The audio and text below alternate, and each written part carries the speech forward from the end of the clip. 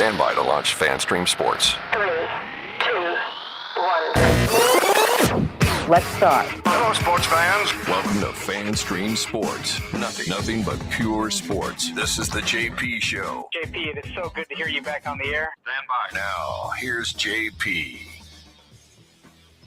Welcome into a hump day edition of the JP Peterson Show. Hope you guys are recovering from the storm. Everything's getting back to a little bit more normal. I know for so many people out on the beach, that's not going to be the case for quite some time, and in South Tampa as well. But so hearing great stories of neighbors helping neighbors, that's a beautiful thing. That's a beautiful thing. So we got some 2 hours of Tampa Bay centric sports to talk for you today, give you a little bit of a respite from all that crazy stuff. Good morning to you, Peter Blake. How are you? Good morning, buddy. How you doing? Happy Hump Day edition of the JP Peterson Show, man. I'm telling you, I'm ready to go. I'm ready to do this. Let's talk Tampa Bay Buccaneers. We got to talk USF. We got to talk FSU. Old Leo's coming on. Leo Yes. Haggerty's going to join us, and we'll break down that debacle in New Orleans. Sounds like one of my high school college trips to NOLA. Started poorly and ended poorly, right? Right. So yeah, we can talk a little bit about that. They got to bounce back this week, man. They got to bounce back. Oh, and you know it's heartbreaking almost to hear all the USF people just like kvetching over, oh, is he the right guy now? And come on, what are we doing, man? We gotta. It's a little bit of patience needed. A little bit of patience needed, and they're heading in the right direction. It's not all going to be rosy. This is not easy. This is not an easy thing to do. It's highly competitive. There are programs out there with so many more resources than University of South Florida in much better positions, much better players, much better everything. Same things goes for FSU FSU and University of Florida don't have that many programs that have that many better resources than them. They have no excuse. USF still very much has an excuse. It's an infant program by college football standards. It doesn't have an on-campus stadium. They're still catching up in terms of facilities. The fan base wants to feel like they can compete with the big boys. You're just not ready yet. And it's going to take some time. So, this is not a quick fix type of thing, although you see it from place to place. There's flashes, right? And I think USF had a bit of a flash last year, but now it's, you've lost a conference game, a huge conference game. There's still many more huge conference games to play. They're still mathematically alive to win the conference. There's plenty to play for. There's a lot of winnable games on this schedule, and starting to doubt the coach and I hear people taking shots at Michael Kelly. I'm like, what are you doing, people? What are you doing? Like these people, they have taken you light years in about 5 years, and if you can't see the progress because you lost to Tulane and a couple of bad halves of football against two of the top 5 teams in the nation, then you're not being adult. You're not being adult. You're not being mature. You're not understanding how this works. The college football is a long climb to respectability. It takes a long time. It takes a lot of connections. Now, USF has a great opportunity right now in this next realignment to get some stuff done. And the only reason you're in that position is because of Michael Kelly and Alex Golish having a good season. Now he's got to back it up with another good season, or it kind of starts to flounder on you. So this is a critical time for USF. This is a critical time. They've got to bounce back, have another winning season, another bowl season, get to 8 wins this year if you can. All right. And get to another bowl game, get those extra practices. Next year, maybe 9 or 10. It's a slow build. And again, I know in the transfer portal, people get impatient. I get it. But keep expectations where they are. Enjoy the ride. So many times people don't do that. This is college football. Go to the games, tailgate, have a good time. Sometimes you win, sometimes you lose. Hopefully your program's building in the right direction. I don't think there's anybody at USF, any fan, as emotional as you may be, that would say we're not building. You're building. You're building in the right direction. It's clear as day. The campus stadium is coming. People are talking about USF. You're on primetime football. You're building. There's no question about that, and you're heading in the right direction. Already, I think this season has been a success. What you were able to do in prime time at Alabama and against, Miami to some degree. You still had a great crowd. People are coming out. You had the lead in the second quarter. These are building blocks. These are building blocks. I know a lot of fans don't want to hear that. And Golish will come on and say, there are no moral victories. I get all that. But he, in his heart and heart, he'll tell you, we're building, and we're building in the right direction. And that's what you have to hang on to if you're USF.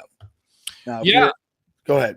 No, yeah. I mean, I think the most disappointing thing is the starts. You figure you're going to get out to a good start versus Tulane, and you continue to get off to slow starts. And we've seen it. Look, you can do that versus bad teams, but you continue to do that. And Tulane, I don't know if they're anything to write home about, but they certainly were last Saturday. It cost you. So this team has to get out of their way. They have to figure out how to get off to a fast start. They're not able to get off to a fast start, kind of like the Bucs last Sunday versus the Denver Broncos, right? They didn't get off to a fast start, and then what happens?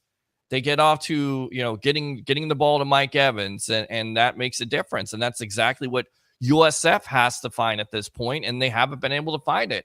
And you ask the coach about it, and he's befuddled by it. He doesn't understand it.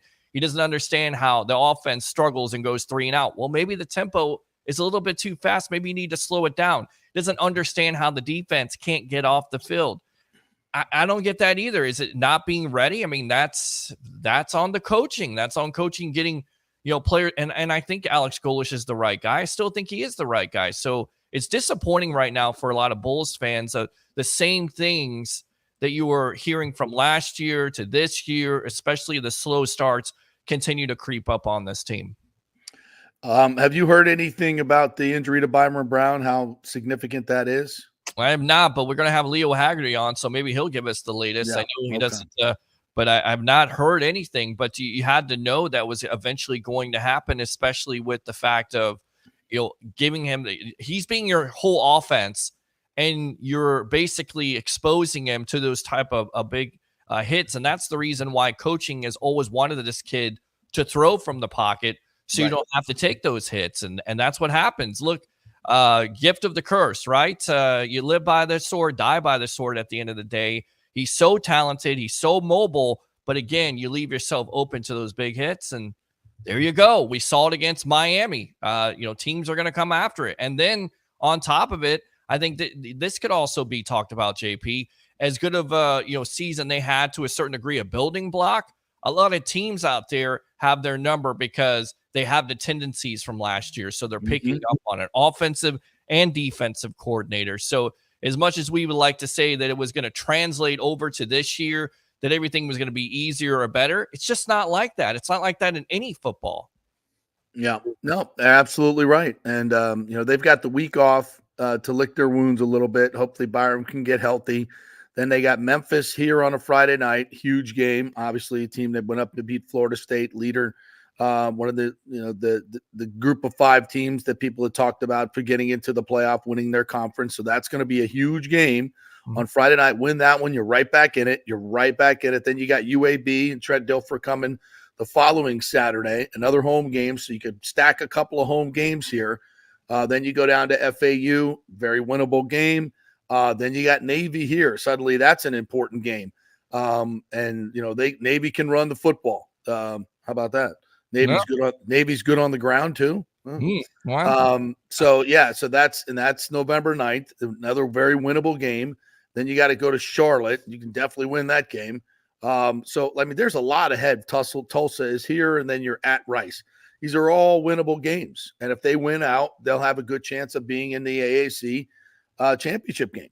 So lots to get to. There's so much more left in the season. Do not be disheartened. There's will they win them all? Probably not. But your season is still very much alive. So, which takes us to FSU. We finally made a quarterback change. Far too late. And we talked about this for weeks. This is another thing that Mike Norvell has horribly mismanaged this season. Horribly mismanaged. You have quarterback issues from the very beginning. I was, on Pat Burnham's show, who comes on with us every Monday. I was doing his show yesterday, Seminole Sidelines. And, we've been talking about this for weeks and talking about it on this show. You got to get Brock ready. If DJ's not the guy, which clearly he's not, now we reveal that he has a knee injury on his sleeved left leg. Duh. Like, no wonder he can't run. He was slow before. Now he has a knee injury, and you're still putting him out there instead of goods. You got a top 60 recruit nationally, and Luke Kromenhoek sitting behind him as a freshman, who can absolutely rip the ball. And you sit here and keep throwing that guy out there, and you're not even getting the other guys ready. And then we hear, oh, well, Brock's not ready, Luke's not ready. Well, why the hell aren't they ready? Those guys have been on campus Brock's been on campus for a year and a half. If he's not ready, that's on the coaching staff. And he certainly should have been ready 3 weeks ago. He should have started against SMU before you throw him to the Wolves against Clemson this week. I mean, that's just crazy. Thankfully he went into a similar situation last year at the Orange Bowl. They threw him to the Wolves there, and he went out and balled out. Like, he didn't play great behind a makeshift offensive line, no weapons to work with whatsoever. They'd all quit. So, I mean, you got to give him an attaboy for that. And he showed some moxie in that game. And so, look, there have been moments for this kid, and he's a gunslinger, and let's go see what he can do. But it's, you're putting him in a horrible position. You have the worst offensive line in college football, and which is incredible because these guys have started to combine 215 games. How is that possible? How is that possible? You have guys that are that big and have that much experience, and they're this bad. That's all coaching. It's all coaching. That's all coaching. There are offensive line coaches around this college football would look at this roster and go, oh, my God, please give me that talent. I will freaking run for 300 a game. And Alex Atkins is considered this offensive line guru. I don't see it. And so now you're going to put the fifth best pressure defense, Clemson, up against this offensive line and feed him to the Wolves. Like, you're going to make any adjustments to get the ball out quick or anything like that? No, I don't expect that. Mm-mm. It's going to be a bloodletting. Clemson minus 15. Go get you some. Now, I will say this. I put a substantial wager on Clemson. So that means something historic is going to happen to make me lose. And so it's going to be the most historic upset in the history. I'm taking this for the team. I'll take it for the team, right? It always happens. If I bet on them, that something historic will happen to beat me. It happens all the time. Somebody's got to do something they've never done before, has never been done in baseball or football or basketball, whatever. It's got to be historic, and I'm going to lose. I'm going to have that last chip on the parlay. It'll be the first night all season that Luis Ariz goes 0 for 6. Absolutely. It's going to cost me every time. Sorry. So know that, FSU fans. Have that in your back pocket because that's karma, and that's going to happen. So otherwise, I think the line should probably be 50, but it is whatever it is. You never know. It started at 14, went to 16 and a half, I think. And then when DJ was named injured and Brock was named the starter, the spread went down to 14 and a half. Mm-hmm. Because you sat your starter finally. What does that tell you? Well, they know. Vegas knows. They knew that it was the right move to make a couple weeks ago. We've been talking about it on this show, and you mentioned it. I mean, was it damaged goods? Did they know it was damaged goods? How could they pick? Did they get so desperate where they missed out on Cam Ward? They're like, okay, we're going to go with, DJ, and we don't care if he's damaged goods or not, because if that was true, then that's coaching malpractice, my friend. And you were telling me off air here that still Deion is in this conversation, and as crazy as it sounds, that's just fans putting stuff out there. Bring Deion home. I'm like, no, that is not the answer. That is not the answer.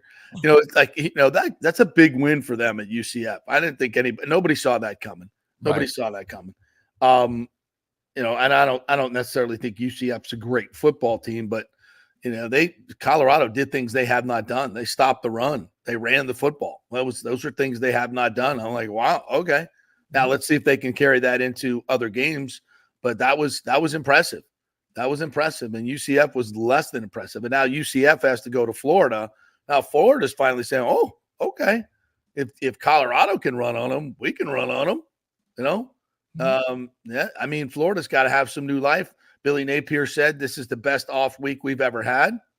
Not exactly sure what that means, but the fact you didn't just get your ass kicked, I mean, means it's a good week. It's a good week. Okay, so, you know, let's see DJ Lagway go out there, do some stuff against the UCF. And that is such a huge game on so many levels now for both teams. That's gonna we'll talk a lot about that tomorrow and on Thursday. By the way, Dave Archer, radio analyst for the Falcons, will join us at 10:45 tomorrow. Great Falcons guy and has all the info on that. What's going on with their offense, and we'll transition to the Bucs right now. Peter, this, you know, obviously we're still in the glow of that phenomenal win over the Eagles, you know, and of course the national media is all talking about what's wrong with the Eagles, not what's right with the Bucs. You know, but you look at what the Bucs have done now. They've beaten a 3-1 Washington team handily beat a 3-1 Washington team. I know it was Jaden's first start. That's why we said when the schedule came out, thank God we're getting Jaden in his first start because he's going to be a star. Yeah. And that's true. But still, that's a convincing win. And then you go up to Detroit and beat that team that just put up 44 points. And Goff goes 18 for 18. A perfect night. I mean, Detroit's a really good football team. You win and beat them. You lay a turd against the Broncos, which, you know, might turn out to be a great learning experience. You completely dominate the Eagles in a 24-0 start. That's a drop pass away from being a 28-0 start. You know, this is good stuff. And you did that with 16 people on the injury report. Right. Okay. And everybody wants to whine and bitch and complain about Philadelphia because their injuries were more high profile. What, are you kidding me? You were without your right tackle, who's obviously a key to your offense. You're without your all-pro safety, okay, in Antoine Winfield. You're without a first-round pick on the defensive line. I know the names aren't as big as A.J. Brown and Devontae Smith, but all those injuries and all the other injuries that they had are significant. And the Bucs went out there and beat that ass. So I want to hear it. This is a good Bucs football team. Now, here's another mental and physical test. You got to turn it around in 4 days and go play a division rival on the road. That is one tough assignment. Just you look at, you know, the history of this league since they started Thursday night game, road teams do not fare well. Number one. Number two, you go back and look at games. You know, that game was played in 107-degree feels like temperature. And you can tell me all you want. The Bucs, oh, we play in this, we train in this. I don't care. That is debilitating to the body. It drains you. It takes maybe more than 4 days. You know, and I think this is one of these. This is a big divisional game. I'm kind of pissed at the NFL for scheduling a big divisional game on a Thursday night. You know, these should be non-conference, non-divisional games that don't mean as much because, you know, the division could be decided in these games with the Falcons. In fact, I think it will be. And you're putting both teams at such a horrible disadvantage. The road team is at a tremendous disadvantage on these Thursday night games. And I don't think it's fair for the game as important as this.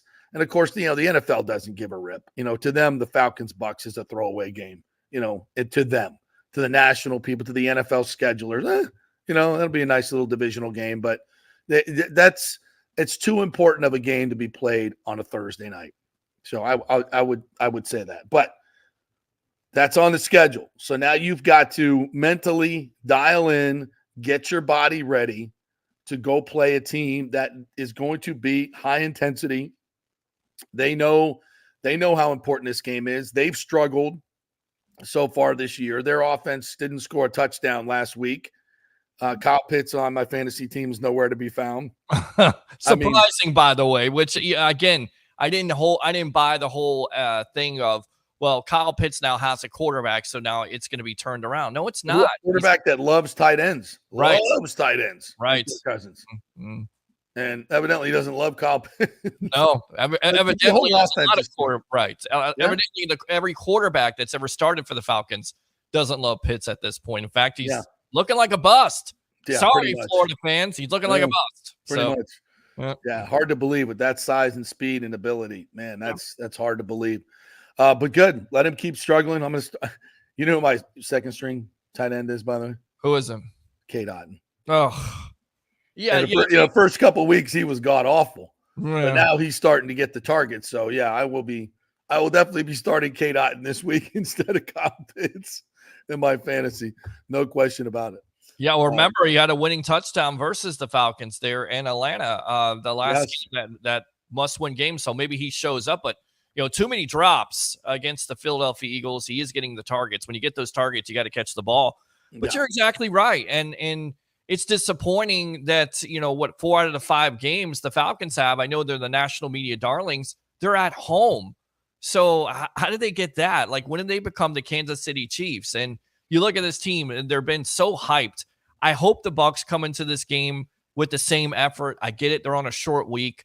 But all you heard throughout the offseason, JP, was national media, Falcons are going to win the NFC South. Hell, the Falcons are going to win the NFC overall. And they take that attitude and they go in there and just punch them in the mouth. Just give them a real punch in the mouth.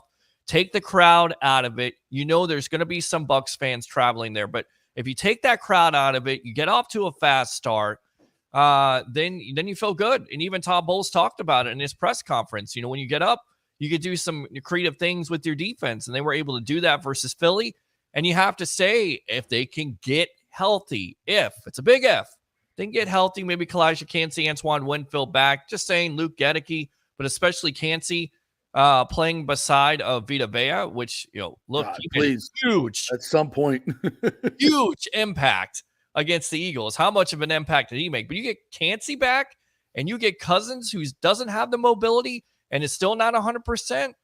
You could be seeing Mr. Michael Penix in this game. As crazy as that sound. Yeah. Ooh. Throwing it out there. I'm throwing it out. Tampa Bay's own. Okay. Yes, because that line isn't good. And we talked about it, right? You have an opportunity to get an offensive lineman and you draft a quarterback instead. These are the consequences. Yeah. These could be the consequences at this point. Or an edge rusher. Yeah. Yes. And the guy they drafted when the second or third round got injured anyway. So, yeah, but that's their problems.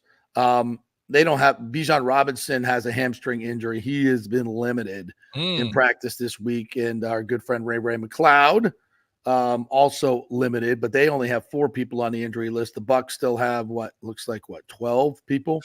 So Winfield's not going to play. Tristan Wirfs been limited with the knee, but he'll play. Vita Vea's probably going to play. And boy, did he play well this past week. Yes, he did. Oh. Trey Palmer in concussion protocol. I doubt very seriously if he will play. Jalen McMillan did not practice yesterday. So Sterling Shepard, I'm going to bet him on every over that they offer on the Hard Rock, because his over-under is probably going to be like 7 yards receiving or 12 yards receiving. Easy money. Yeah, that's easy money. Take that. Take it and run. Put it in your parlay. Keith limited. Kalijah Cansey did not practice either day, so he's not going to play. Okay. Cam Johnson with an ankle. Boy, suddenly thin at wide receiver, huh?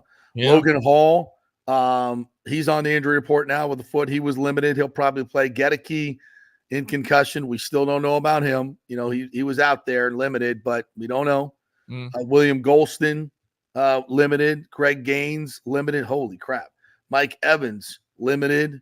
Didn't practice on Monday, but I'm sure he'll play. Servassier Dennis is going on the IL. They brought back Kalen DeLoach, FSU guy, on the practice squad. They did not bring back Devin White, thank God. By the way, I saw some people like, oh, we should go get Devin. No. Yeah. Stank bastard. Yeah, the loose cannon. Are we good? Yeah, stank. It was stank, wasn't it? I'm like, did you start drinking again? He's like, I never stopped. I'm like, okay. The guy never stops drinking. Seriously, some of the things he says. My God. Don't bring back Devin White. Are you serious? Look at the problems he's having right now. Personal problems, which you don't know about, you don't hope for, but you would have to think it's attitude. It's all attitude of him not starting. I don't know what's going on with him. I know last year when he was benched, he said he didn't want to play. Right. That's fact. And so when he wasn't going to start, and did that happen this week, or does he truly have personal issues? I don't know.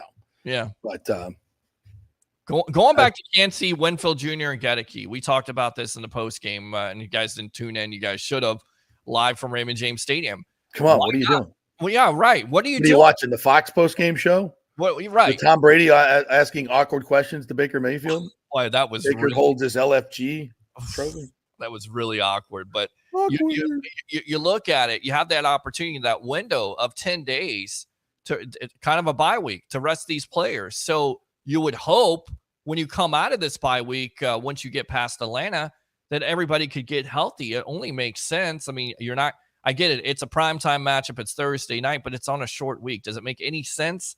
I didn't think it made any sense. And I think, Todd Bowles being conservative, this organization being conservative overall with injuries because they don't want to lose Yancey and Winfield Jr. and Gedeke for an extended period of time. Why not rest them and have them out of this game to give them that extra 10 days to come back? Makes sense to me. Yeah. Well, but man, there's so much on the line. I said it after the game. If those guys can play, if you're ready to play, you need to play. Right. This is a huge game. But it doesn't look like they're ready to play. And neither one of them have practiced this week. So, and I'm talking about Antoine and Kalai, just so we could use them both. This is such a big game. But we'll see. So we'll have more on this tomorrow. I'm asking you this, but I'm pretty sure you didn't because you were working last night. You did not see the VP debate, did you? I did not see the VP debate. No, I was actually in your neighborhood last night. I got a long ride. Imagine this. It's about 11:30 midnight, and I get a ride to Kissimmee, and I ride out there. From where? From Tampa to Kissimmee. Wow, somebody taking an Uber? How much does that cost? Was over $100 ride, and then you got to go and charge back, so that takes a little bit of time. So over to that other coast to there, it's about 4 hours total. Yikes! I hope you made some cash on that. I did. I definitely did. I was watching some baseball and the VP debate, which by the way was a knockout, 4th round knockout for Vance. Good. It was. You ever get caught in a lie? You just get caught in a lie, and you just you got. And when you're running for vice president, and if you told the world that you were at Tiananmen Square, for the historic moments, and you get totally busted on it, and then you're asked about it on a debate. Oops. And you're like, I wasn't. It was kind of more like, I was there for the freedom. I was there for the freedom. I was in Hong Kong in August. No, you're not. You weren't there. No, signs point to no. And he actually he got fact checked. That's amazing. Which is absolutely amazing. They actually held his feet to the fire on something. Oh my God! Oh my God! It's So funny this time. So and, there you go. There was a moment where they're trying to get JD to spell out how they're going to deport 25 million people. He's running away from that like Usain Bolt. If Trump were up there, he'd be like, "I'll tell you how we're going to do it. We're going to get the Teamsters, the trucks, and we're going to get haul everybody in." Thank God it was JD Vance because he's so good, by the way. He's so good.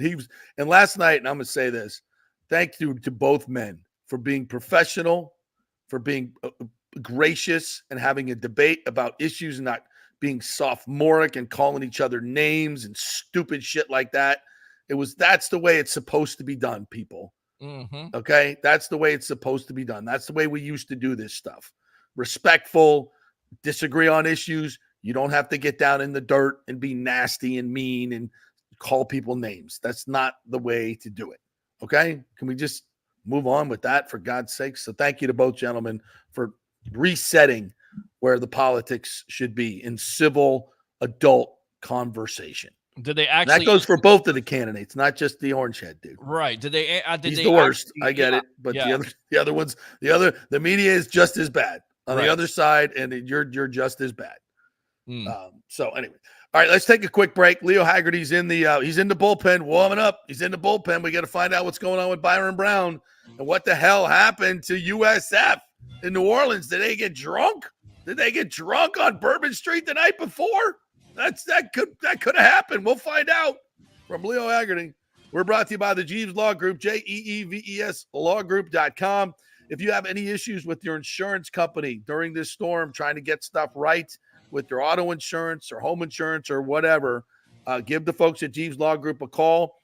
Go to their website, JEEVES lawgroup.com, and they will point you in the right direction. They will give you a free case evaluation. If they can't take it on, they'll refer you to a reputable and good attorney. There's a lot of scammers out there right now, folks. So go to the people that have been doing this locally for a long, long time, and that's the Jeeves Law Group. JEEVES lawgroup.com. Back in 3 with Leo Haggerty.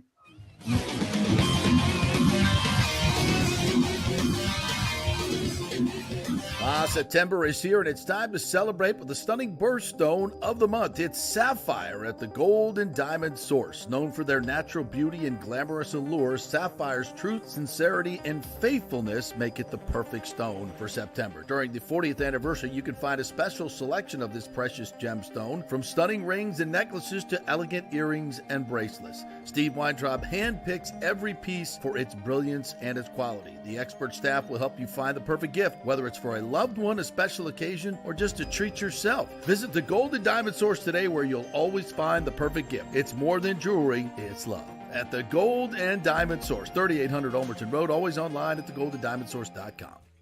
Hey, it's football season, so we welcome back the FSU Football Report every Monday and Friday on the J.P. Peterson Show, sponsored by those huge FSU fans at Italiano Insurance. They'll save you money as well. Just do a quick insurance checkup, 813-877-7799. They just saved me $500 on homeowners insurance. Who's doing that? Yeah, they just shopped it around, found a better, cheaper company, and we got a cheaper price. And business insurance. Make sure you're covered or you could lose your personal wealth. That's 813-877-7799. ItalianoInsurance.com. Go Noles. Hey Tampa Bay sports fans, this is two-time LPGA major champion Jane Geddes here. After winning the US Open and 10 other LPGA events, I wanted to try something completely different. So I came right off the top turnbuckle and landed in the crazy world of WWE. And yes, you heard that right, that's WWE. Working for the Vince McMahon as the VP of Talent Relations for the company. Now, though, I want to work for you. Everything I've done in my life, I've done with incredible passion. And now I've turned my focus to leading the best real estate team in Tampa Bay, the Geddes Gordon Group with Keller Williams in South Tampa. If you're looking for a new home, an investment property, or looking to sell your current home, we will give you major championship level service. When you choose Geddes Gordon Group, you become part of our inner circle, like family. So if you're looking for a few golf tips or a golf course view, we're going to stripe it right down the fairway. Call me at 813-485-6808 or go to gettysgordongroup.com, or again, give me a ring at 813-485-6808. JP here for Third Generation AC and Plumbing. And Third Generation really says it all, folks. The owner, my friend John Rodriguez, has been in the AC and plumbing business since 1995. They built their business on honest assessments and doing great work on time for a great price. Simple, right? Did you know many AC techs are incentivized on big commissions to sell new AC units, and you might just need a drain cleared? So if you want someone you can trust, that's John Rodriguez and Third Generation Services. Check out the 5-star Google reviews. If you have a plumbing or AC emergency, call 813-961-8024 and a human will answer the phone. That's 813-961-8024 or go to thirdgenerationplumbing.com. Ciao, Paolo Tini here, owner of Caffè Paradiso, one of South Tampa premier traditional Italian restaurant. We were recently voted number 3 on Open Table list of Tampa Bay's top 10 restaurants. We're very proud of that because we take great care of preparing each dish by hand with homemade sauces, pastas, only the freshest local ingredients. You won't see the big institutional vendor trucks pulling up to our back door. We get our seafood from local vendors. Sometimes I even drive out to Topper Springs and pick out our daily catch right off those boats. So stop by and say hello. Try our traditional lasagna, the fresh veal, some of our signature dishes like capelli al granchio, that is angel hair with lump crab meat, our branzino, that is a sea bass. We're located at 4205 South McDill, and you can make a reservation on Open Table and read all the great reviews. See you soon. Ciao. Grazie. Let's go. Right now, back to the show on FanStream Sports. All righty, let's welcome in our good friend Leo Haggerty, talking USF football, our USF football report, brought to you by Bay Area Modern Medical Center, BAMMC.com. What's up, Leo? How are you, buddy? You know what, JP? I'm doing real well. Like USF, I got the week off. I'm up here at the Jersey Shore enjoying the weather. Nice. 75 degrees, sunny. I'll tell you, it's not that 95 that you got down there, but I'll tell you what, one word for the game Saturday with Tulane, boat raced. Yeah. Well, I was going to say 3 words, drunk on bourbon, but street forwards. So, I mean, many a team have been derailed. I joke. Of course, the boys were not out on Bourbon Street the night before. The FSU guys were out on, Dublin streets the night before, but not USF. Why? But why such a slow start? I mean, everything was focused on this game, or should have been. Those other games, while big and magnificent and wonderful, don't mean as much as this game. I was just shocked that they were just non-competitive in this game at all. What the hell happened? Well, I think what really got them was, I think, from the head coach on down, when they got down 14, they panicked. And you could see it in their play that they were trying to get 14 points in one play. That all of a sudden, they're down 21, they're down 28, then 31-7 at half. I mean, that thing got away from them in a hurry. And they weren't used to that.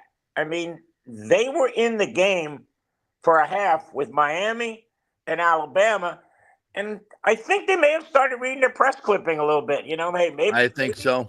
Maybe we're really this good, and you know what? Tulane put it on them, and Tulane put their foot in their throat and didn't let up. I mean, it was.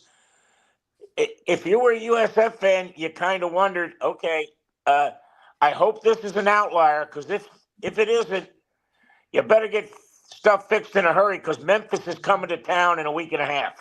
Yeah. How disappointed do you think Coach Golish is about the slow starts? Because, of course, it goes back to coaching. It's on him to a certain degree, but you've been around him. You talked about him. He's emphasized this in his press conferences, how he doesn't understand how this team continues to get off the slow starts. And then on top of it, his defense also gets out the slow starts. They can't get off the field. They can't make any plays.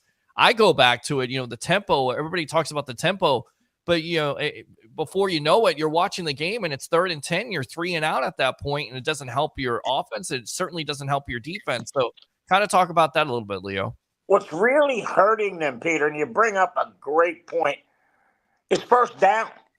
They're not getting ahead of the chains. They're not 2nd and 6 or less a whole lot of the time. They're really failing on first down. And when you do that now, and again, the Alabama game, Coach Golish told us, hey, look, 3rd and short, 3rd and medium. We didn't even have any of those against Alabama. They got in the same mental spot where they were 3rd and long. And, I know all the rules favor the offense, but I'll tell you what, you're 3rd and long. That favors the defense. Mm-hmm. Well, that's for damn sure. So how's Byram doing? Any word on Byram Brown, if he'll be able to play against Memphis? It looked like a nasty injury he got, lower leg injury. Well, they're not putting anything out because there's not much going on this week with the bye week. So we'll know more next week when I come on, because we'll have Tuesday and we'll be talking to Coach Golish, find out what's happening. But again, he's a gamer. I think he'll be able to play. My problem right now is he's looking to 38 all the time. Yeah. And I don't blame him, but you know what? You got to get other people involved. Yeah. Because now they're going to shut off 38. I mean, if I'm a defense coordinator in Memphis, I said, hey, Sean Atkins, we're going to take him out of the game. Let's see what they can do without him. Mm. You got to see that coming. And they got to get other people involved. They got to step up. And bottom line, guys, they got to establish the running game. Yes. And again, yes. And I'm going to go back to the Buccaneers real quick. If you look at the Buccaneers' 3 wins, what did they do right away? They got 13 involved. Mike Evans was catching passes early. The game against Denver, they didn't get him involved. Well, guess what? I think Liam Cohen figured out, hey, we got to get Evans the ball right now to get him going. And South Florida's got to figure out, what do we got to do to get going? I don't think, and guys, you can disagree with me, and I don't have a problem with that. I just don't think this team has an identity right now. Do they want to run it? Do they want to pass it? I mean, Peter, you and I have been to the game. Flip a coin. They want to go fast. That's their identity. They want to go fast. They want to go 3 and out. But what do they want to get? Oh, Bach, 3 and out? It's almost as bad as watching the Eagles Sunday. Yeah, right. 3 straight 3 and outs, no yards. I've never seen that in an NFL game, guys. Yeah. 255 to 0. Woo! Wow. Get you some of that, Philly. Get you some of that, Philly fan. Yeah, put that in your cheesesteak and smoke it, right? Go buy another $12 beer. Come back down and roast. Right. In that weather, and then get your ass handed to you 24-0. And you know what, guys? Real quick, that's the kind of game. And I texted Ron Jaworski with that. I said, Ron, it's the kind of game to get a coach fired. He said, absolutely. Yeah. And you know what? One thing, guys, I know we're talking USF, but he made a great commentary to me. Their quarterback's overrated, and he may be right now. Yeah. Jalen Hurts may not be the guy everybody think he is. Beware of the 1-year wonder. Beware of the 1-year wonder. And they paid for it. They gave him a contract extension, and we've seen how contract extensions have worked, if you will, with Deshaun Watson. The old Scott Mitchell thing. Right. Yeah. Remember Scott Mitchell? He filled in for, I think it was Marino went down. Was it Marino? Yeah. Correct. And he had like 8 great games, and the Lions gave him like this huge contract, and he sucked. Yes. Yeah. But it's you gotta, they did the same thing with Jordan Love. He may be good. We don't know, but he's gonna be rich. I know that much. And Jalen, the only thing Philly fans can hang their hat on is, you know what? You didn't have Brown, you didn't have Smith. So you take your 1 and 2 receivers out. You're not gonna be that good. Yeah, but the Bucs didn't have Antoine Winfield or Kalijah Cansey either. Yeah, and I'll tell you what, I don't know if you've seen the Bucs injury report this week. Oh yeah, we just went over it. Dear Lord. I mean Gedeke is, according to Pewter Report, Gedeke is practicing this morning. Kalen DeLoach is back on the field. They added him to the practice squad with Servassier Dennis going down. They needed to add some depth, and thank God it wasn't Devin White, and it was Kalen DeLoach. I wonder if there was even a talk. Well, I'm sure there was a discussion in the building about bringing him back because he's going to be released by the Eagles. I'm guessing pretty soon. So I'm glad they said no, thank you to that whole idea.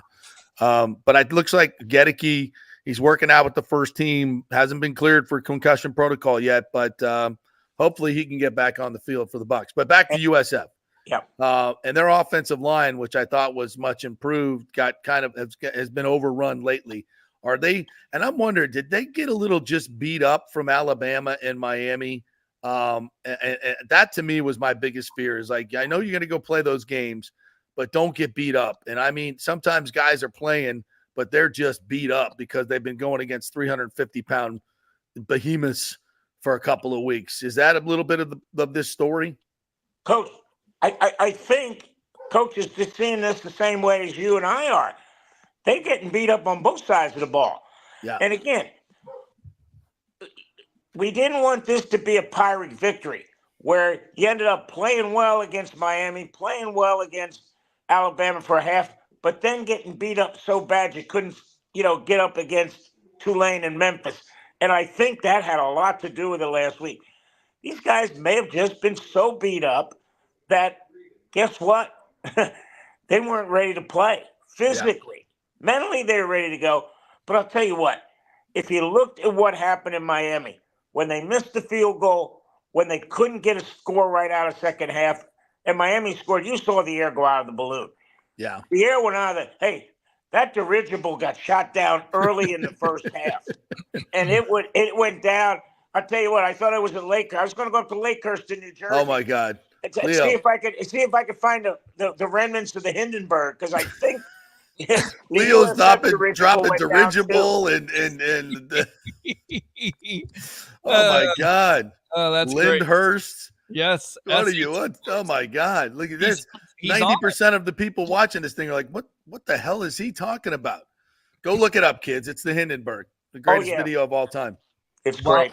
Well, speaking of the Hindenburg, the defense hasn't necessarily been anything to write home about. What do you see with, this defense? What are they not doing at this point besides the obvious not tackling, not creating turnovers? What else are they doing that you see? Well, the biggest problem you got playing defense today is you're basically forced to play man-to-man in college because they spread you out all over the field. If you play zone, there's so many holes it looks like a Swiss cheese factory out there. And they'll just pick you apart. Guys, did we see any pass rush Saturday? There was no heat. And if you let a quarterback sit back there, and I know people are tired of hearing this, but you know what, guys? I'm going to say this till I can't talk anymore. If you let a quarterback throw it where he wants to, when he wants to, and to whom he wants to, he's going to beat you. And that's what happened Saturday. He just torched them. Not good. Not good. Well, they've got the week off, and then Memphis comes in here, a team that beat Florida State but also lost to Navy. Memphis they're not a great football team. They're just not. They're probably above average AAC team. But it's a game that USF has to win. Their season is in the balance at this particular point. How do you think they match up with Memphis? I know we'll get into more with this next week, but what do you see from Memphis? I see a team that doesn't necessarily want to run the ball first, but they want to run it enough to set up play action. Again, we're sitting here going, well, they lost to Navy. Guess what two teams are leading the AAC right now? Army and Navy. And, guys, Memphis is going to be a problem. But when you look at what's happening at USF, this team's got to get the lead. They got to get ahead. And I understand that, they gave Miami the ball right out of the gate. They got to get the ball. They got to go down. They got to get up 7-0 because they don't play well from behind. We've seen that. They got to either be a touchdown ahead or a touchdown. They got to be within a score. When they get to a point where they got to get 2 scores, a little bit of panic sets in on that offense and a little bit sets in on that defense. They try to do things, just do your job. They're trying to do more. And, hopefully we see Jalen Schuler back on defense, Peter. That's going to help a whole lot. Yeah, they need him. Big time help. And, we saw him all over the place before he got hurt. So, and he's their leading tackler at the end of the day. So you get him back, and to me, he's like your leader of the defense, in my opinion. I mean, am I right about that, Leo? Oh, yeah, he's the heart and soul of this team. Right. Because, and again, the reason why USF has to take away the run is because they're not that big up front.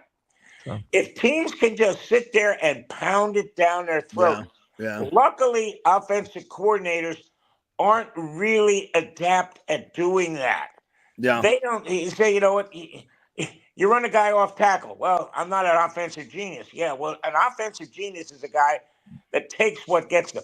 What would scare me if I'm Coach Orlando is Memphis just coming out and ramming it down my throat. Listen, the best play in football is a 6 and 7 yard gain on first down. You stay in 2nd and 3 all day long, you're winning football games. If you can consistently get 5, 6, 7 yards on first down or second down, you are going to command the game. Because what it does is now 2nd and 3rd down, you have options. You lots can of run options. It, you can pass it. If it's 2nd and 9, you're pretty much going to have to throw the football. Yeah, exactly. And that's just football 101. Not a good outcome. Watching teams live, they're so much better than watching them on TV. And looking at Miami's offensive line as they came to the line against USF, I was like, oh, Lord. Those boys are large. USF looks so small. I mean, really small up front. I'm like, oof, they could just. And pound what's the football. even worse, JP? When we sat there, They weren't just big; they were mean and nasty. Yeah, they're good. Yeah, Miami. That's just in. Miami's good, but they damn near lost to Virginia Tech. They're going to lose a game or two. You watch. I hope All so. right, Leo, tell everybody how they can get your content at Amped Up Sports, my friend. Yeah, go to Amped Up Sports. We've been down for a couple days now with the hurricane. Yeah.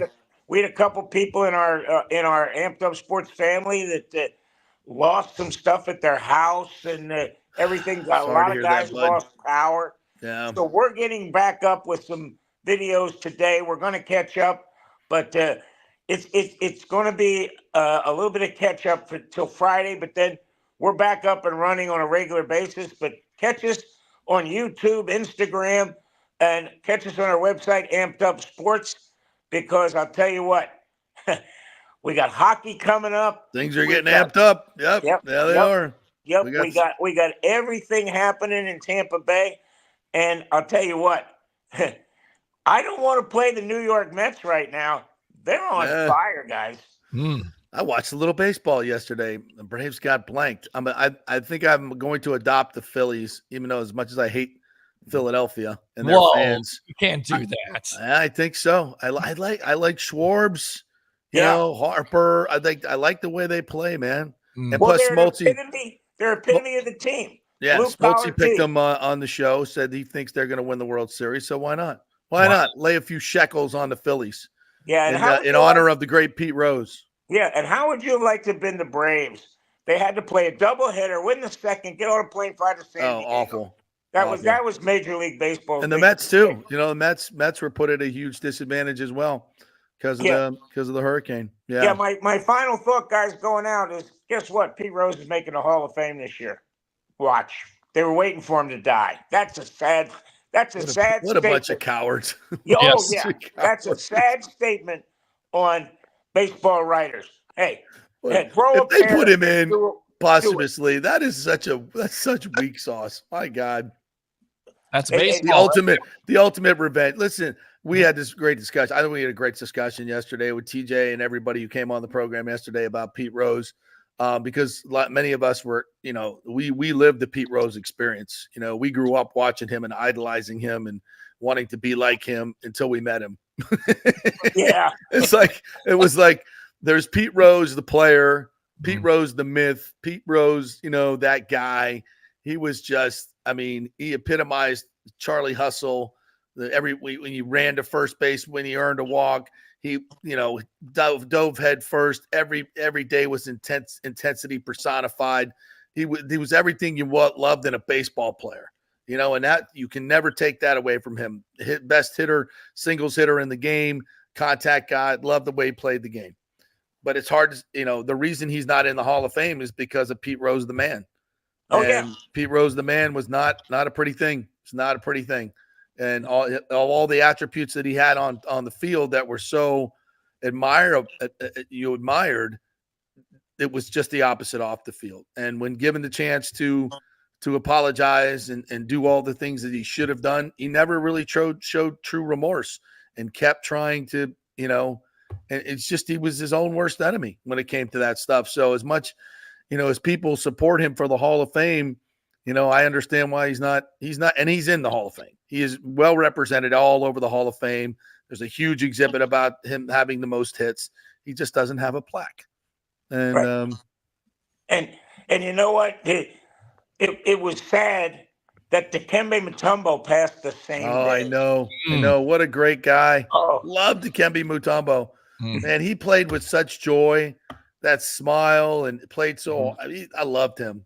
The wagging of the face commercials were awesome. Yes. Awesome. Yeah. 58, man, died way too young. 58. Yeah, and a brain cancer. That has got to be a terrible way to go. So we haven't seen much of him in public of recent years, but yeah, that was a sad one as well. No question about it. Yeah, we lost two great players and we lost one great person. Yeah. Yeah. Well, listen, Leo, the bombs are raining down in Tel Aviv, so we'll all be gone in short order. So don't worry about it. It's World War III. Drop back 13 and punt because it's coming. That's for damn sure. Wow. Guys, all take right. care. Have a great Thanks, buddy. Appreciate it. The great Leo Haggerty there. giving us a little history lesson on the Hindenburg. You gotta love that, right? Yeah, I sat here yesterday and watched these 400 missiles from Iran raining down on Israel. Luckily, there wasn't widespread damage, which is crazy because the video I saw, there was rockets exploding everywhere, and I'm like, oh my god! Like this is for those of you who don't know, this is the worst case scenario on so many levels. We won't get into it. Just geopolitically, it's where a war will spark a world war. Because you have fanatics with nuclear weapons. And if Iran ever gets a nuclear weapon, it's all over because they'll use it and then we have to use it and then it's all over and then it's all over. And then well, and then they're working with other countries and everything like that. That's and at this time of the world, and the reason we're in this situation is because of the idiot in the Oval Office leadership. This guy's, he completely checked out, and the people that surround him that are not elected leaders, what are they doing? Well, they've sold you out too. They're not elected and they've sold you out. You ever thought Biden was running the country? Like what moron ever thought that guy was making any decisions, even during the campaign? The people that have hid him it's not funny anymore. It's not funny anymore. We're on the brink of World War III, where our soldiers are going to have to go into battle with a completely unprepared military now because we've given away all of our munitions. We're completely exposed militarily. We're completely exposed internally with what's going on in Washington. We've been sold out. It's bad. It's bad. We want to talk sports and it's all fun and games, folks, but it's bad. It's really, really bad what's going on. And this dock strike, if that goes on for a week or two, forget about it. Total chaos in this country. Complete freaking chaos. You won't be able to get anything. So stock up right now. It's this is bad. This is we're a month out and things will get worse. Black swan events have been predicted, and this is probably it. We're on the verge of World War III. This longshore strike will send this economy that's just teetering into complete chaos. Whew. And you see what's going on in North Carolina right now with the lack of federal response. I don't care what Jane Castor says. It ain't happening up there. Right. It's brutal. It is brutal. Make some sense of it. How can foreign countries be given aid and be given funds that quickly? And we're trillions of dollars in debt. We're giving away money. We're trillions of dollars in debt. That debt has to be repaid, people. Right. And we're repaying it every month. And that's just money going out the window. We don't have to do that. It doesn't have to be this way. We're spending money like drunken sailors, sending money all over the world that we don't have, shipping tens of millions of dollars in cash to Afghanistan every month. What the hell are we doing? Like, it's unbelievable. I could go on and on, but this is a sports show. We get to some of our great commenters today. It's tough what's going on right now. Hi, Rick. Yeah. Rick says Biden was in China also with Walls. At least Hunter was there in some brothel or drug den while the big guy was taking bribes, allegedly. Thank you, Rick. Appreciate that. Yeah, Walls went to China so many times, but he was on visits for school teaching, taking teams and stuff to China. Sure. Because we know the NBA is in bed with China too, right? And that's okay. Nobody will talk about that. Nobody. Because it's any update on the three starters? Yeah, like I said, Winfield and Cansey not playing. Looks like Luke's going to play, or at least is participating in practice today. So let's hope so.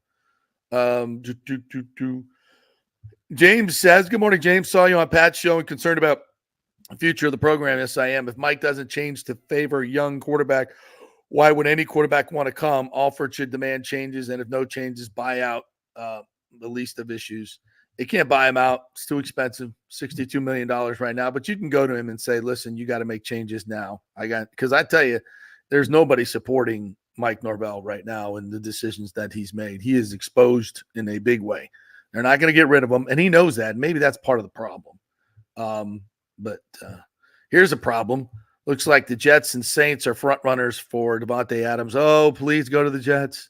Come on, Aaron Rodgers. Yeah, he's going to some of that mystical magic you got, bro. And, get Devontae to come to New York. Haluska need to take ayahuasca. Yeah, ayahuasca, whatever it is. Well, a lot of Jets fans need that right now with the the offensive display versus the We Broncos. don't need to see him in New Orleans.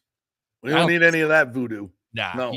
he's not going to New Orleans. He's going to the Jets. Everybody knows it too. And this started out last year. Anybody surprised by this? And the Raiders have done this to themselves. They have made their bed, and now they have to sleep in it because they didn't address the quarterback position at the end of the day. They didn't draft a guy.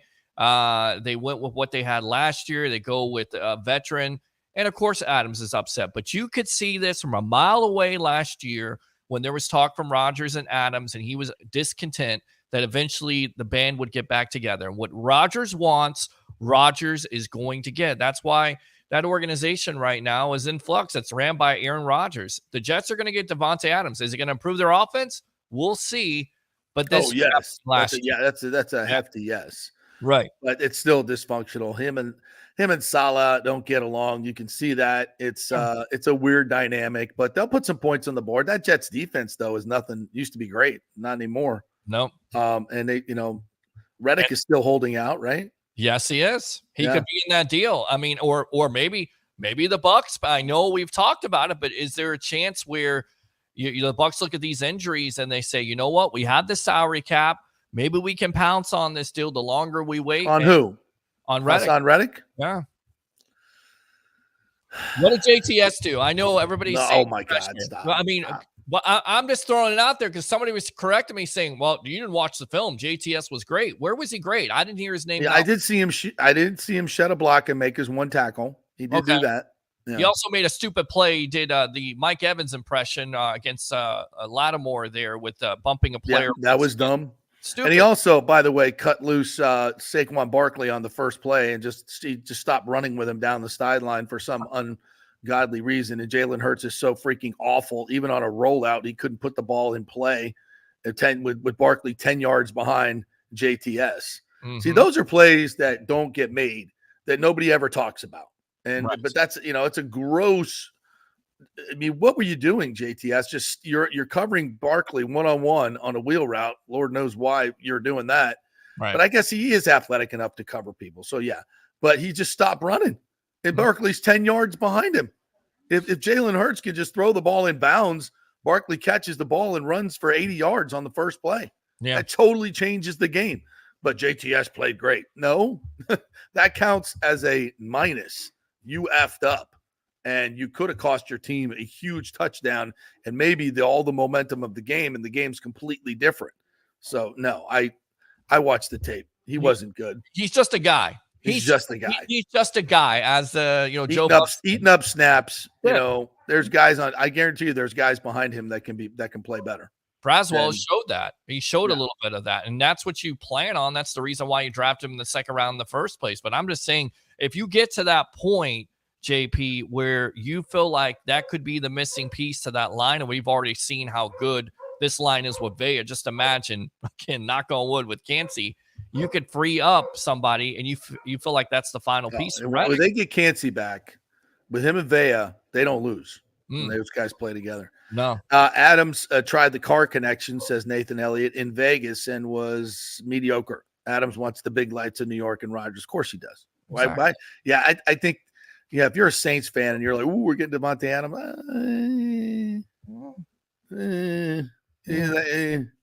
didn't work in Oakland or Las Vegas. By the way, Devontae Adams made a decision based on money. Mm-hmm. How'd that work out? You got your money, but you're a loser. You're a loser. Now you got to go find. And he's got 2 years left on that deal, no guaranteed money. Now, should the Bucs go get him? I mean. If you sensed that the Saints were going to get him and you had cap room and you don't have to guarantee any money for next year, what's the compensation? Like, what do we give it? You want, what are we going to give up? Yeah. I don't know if there's any significant pieces on this team that I would like to give up. Right. We don't need a receiver. Well, we kind of do now. We're a little short. With Shepard, it's great having Shepard in their back pocket. I tell you what, that was a great pickup. That was a great bet find. The Baker Mayfield went and got him. That guy can still play. Yep. He can still play. He can make plays. You saw it. He went up and got that ball. He runs good routes. He's quick. You saw it in training camp. They had a nice connection. So having that as a fallback for Trey Palmer and Jalen McMillan going down, nice. That's pretty good. Nice to have. Jason Light. Cam Johnson, pick it up, will you? Come on. Please catch the ball. Just catch it. All you got to do is catch that touchdown. And going back to Adams going to the Saints, I'm not worried about it. You know why? Because you got Zion McCollum, who has shown clearly that Jason Light and this organization knew what they were doing when they moved on from Carlton Davis. By the way, did you see his performance the other night? You got a little angry. Got a little angry the other night. Got a little angry. Yeah, he's not good. No, he's not. McCollum Rays Bolt saying Zion is better than Carlton. Yes, he is. Yes, he is. He's a lockdown corner right now. He's looking like a lockdown corner. It could be a Pro Bowler. As crazy as that sounds, his first year. So Bucks Rays Bolts wants to give up draft capital for Devontae to give up a second rounder when he's got, he's due 32 million. Some crazy number the next couple of years. It's not guaranteed. Right. But I don't want to see him go to the freaking Saints though. I don't think he's going to the Saints. I'm telling you, it's a done deal. He's going to the Jets. I would bank on that. Maybe I would lose. Maybe I'll lose. But I'm telling you, there's something in the background that had transpired from last year, the middle. And anybody who says that they don't have back channels where they talk to each other. Of course. Of course. Yeah. To me, this is the reason why it's been put in motion with Adams asking for a trade, because he's talked to Rodgers. Rodgers is like, I'm struggling over here. Help me out here through some back channels. This started last year. Trust me, I think Adams is going to end up in New York. It only makes sense. And New York has the resources. They can do it. They could trade a Reddick. They don't care about draft capital right now. They got a dead man. Oh, New York, yeah. When you got, so like when we had Brady, yeah. Right. I mean, you put everything on the table. Yes. You put everything on the table and win a Super Bowl. Absolutely. Yeah, if the Jets don't get Devontae Adams at this point, that's crazy. They're really they're nuts if they don't get him. They've got to do whatever it takes to help, because their offense is anemic. For whatever reason, he doesn't trust Garrett Wilson yet. But man, Garrett Wilson with Devontae Adams, woo, Lord, that's pretty good. That is pretty good. King Snake 316 is coming at me. So JP complains about politics that consistently brings up politics. Doesn't make any sense. It's hard to ignore sometimes, bro. It's hard to ignore. We're on the verge of World War III, and we've got complete idiots running the country. I mean, complete morons.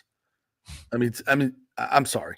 It's just, and I'm not saying Donald Trump's a Mensa candidate. He's not by far, but I think he surrounds himself with people I trust a lot more than the people that are surrounded by Kamala Harris, who have not been elected. Well, maybe one of them has. Right. Well, was there a war when Donald Trump was in? I mean, I know it's simplistic, but was there? No. And there's a reason for that. Why? But meanwhile, this administration is giving billions of dollars to Iran for humanitarian aid. Money we ain't got, and they're just turning it around and handing it to Hezbollah. I mean, it's so stupid. It's so stupid. But this is what their handlers have told them to do. The handlers, they're not in charge. Kamala Harris is not in charge. He's a puppet. Biden was never in charge. He's a puppet. And if you don't, and this has nothing to do with politics, folks. This is about a takeover of your government. It's not Democratic or Republican. And the people who can't see this, because they see politics. These are not policies. Look at what's going on. Open your freaking eyes. It's crazy. And freedom of speech is the reason that big tech companies have been constantly censoring people, is because that's what they've been told to do. And that's proven. That's not, they've been even admitted to that at this point. So yeah, we talk about it because it's a problem. We're not going to be doing any of this in a couple of years if things go a certain way. They're coming after you. None of you will have any voices. None of you. No. The misinformation they're talking about is going to be what's coming out of your mouth. They'll deem that misinformation. And then where are you? People can talk about it all they want, misinformation. Who's deciding what's misinformation? That's the key. Who's deciding that? And what are they deciding? That's how they did it in Nazi Germany, my friends. That didn't turn out too well. Anyway, thank you, 316 King Snake. Thanks for watching. We appreciate you, buddy. Take a break. Come back on the other side, and we'll get into a little bit more Bucs talk as we are emerging with some reports from practice. We have questions about who's going to play, who's not going to play. Eric Erlinson's going to join us at 11:30, lightninginsider.com. So we're going to talk some hockey this morning. Woo, woo. We got a game tonight. I will be at the game. I'll be doing the post-game show tonight on the radio. Can't wait to get back in the building as now the starters are playing, and we're going to see what this new look team looks like. So much more coming your way here in the second half of the show. We're presented to you by Italiano Insurance, folks, and now we've learned you got to have flood insurance, right? The hard way. So many people learned it's separate from your homeowner's policy. Get it immediately if you don't have it. If you're saying, well, I didn't get flooded this time. I mean, my God, people that never thought they would be flooded got flooded and they lost everything and they didn't have flood insurance. Don't be that guy. It's not that expensive in a lot of different places, but you got to have it. So 813-877-7799 and get it now before it goes up, because those rates are going to go through the freaking roof. Lock it in at least for the next year and save some money. Italiano Insurance, 813-877-7799. Back in 3.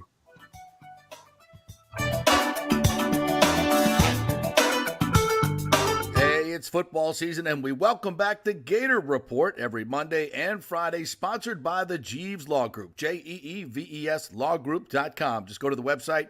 You can contact them through there. Scott Jeeves is a tremendous, aggressive attorney and a big Gator fan, so we appreciate him supporting this show and, of course, your Florida Gators. They are local, they are trusted, and they get results. Whether it's personal injury or anything else, any law matter at all, it's the Jeeves Law Group, Jeeves lawgroup.com. Give them a call. Tell them JP sent you.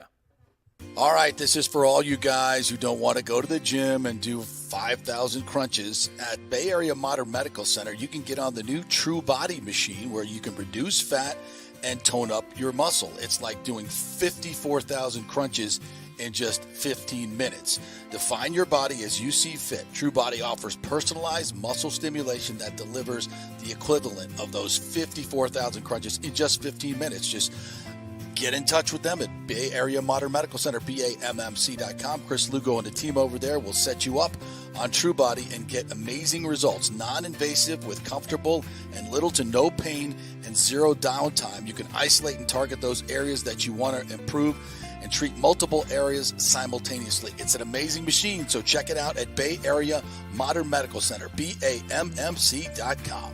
JP here to ask the question, are you planning an event, meeting, or conference? If so, you'll want to call the designers and production professionals at Extravaganza Productions Incorporated. With over 35 years of experience in the events industry, designing and producing every type of small to large event, they can provide a huge resource for design ideas, audio, visual, sound, lighting, decor, and entertainment to turn your event into an incredible experience for the entire audience. Folks, I've worked up close and personal with this group at many national events and Tampa events, and they have unique capabilities that help you save time and money in the planning and execution of your next event. Don't delay. Call these pros today at 813-621-4700 or check out their website at extravaganzaproductions.com. Tell them JP sent you, and they'll provide a free initial consultation for your event. Extravaganza Productions, the best in the business.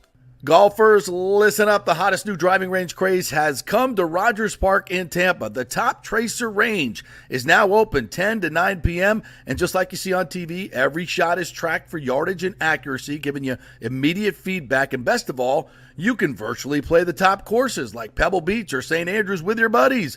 Plus, great food and drink options available in the well-appointed hitting bays. Very comfortable out there. Reservations highly recommended, starting at $25 per hour, including balls. Reserve at rogersparkgolf.net. That's rogersparkgolf.net. See you there. Let's go. Right now, back to the show on FanStream Sports. All right, welcome back to the JP Peterson Show on a happy hump day edition. I'm Peter Blake, along with JP Peterson, and the background there. Lots of talk today about your Tampa Bay Buccaneers as the man himself is about to get on the mic, and we get you ready for Bucs versus the Falcons. Where's your confidence level at this point? Some update on some injuries there. We'll see if Luke Gedeke, he's traveling with the team. We'll see if he can pass concussion protocol. Antoine Winfield Jr. plays in this game. Kalijah Kancey plays in this game. And we'll throw that also out. Playing. Yeah, I don't think they're going to play, but let's just say one of those guys. Well, I'm looking at the Pewter Report stuff. Gedeke is traveling with the team. So does that mean something? If think about it now, if he didn't pass concussion protocol, would he travel with the team or would they just keep him here? So is that a good I thing? would think they would keep him here. Yeah. Right. So he's traveling with the team. So maybe Luke Gedeke plays. And Bucs fans, where's your confidence level when if I'm Antoine Winfield, I'm traveling with the team. Yeah, of course. Right. Yeah. I mean, yeah, of course. Yeah. Why wouldn't you? Right. I'm saying the other kids on the bench, making adjustments. Yeah, you definitely want him there with you. Yeah. I'm saying Gedeke. If Gedeke didn't pass, then he would probably stay behind. But he's traveling with the team. So maybe I think Gedeke's going to play. That'd be good. I'm going to go out on a limb and say he's going to play. By the way, that offensive line on Sunday was impressive. Was saying whatever you want to. 12 sacks the last 2 weeks. And Baker did take a big time hit. We saw it together where he comes back with the whiplash and you're thinking, oh man, that could be a concussion there. But besides that, they kept him relatively clean. You would have to say that offensive line, especially on the right side. Mm-hmm. No, I would agree with that. And then somebody mentioned Dallas Cowboys being interested in Devontae Adams. Does that make sense? I want to know what Tim Ham thinks. And by the way, Tim's killing it right now with his Twitter because everybody's watching. I want to know what he would think about Devontae Adams going to the Dallas Cowboys. I'm curious.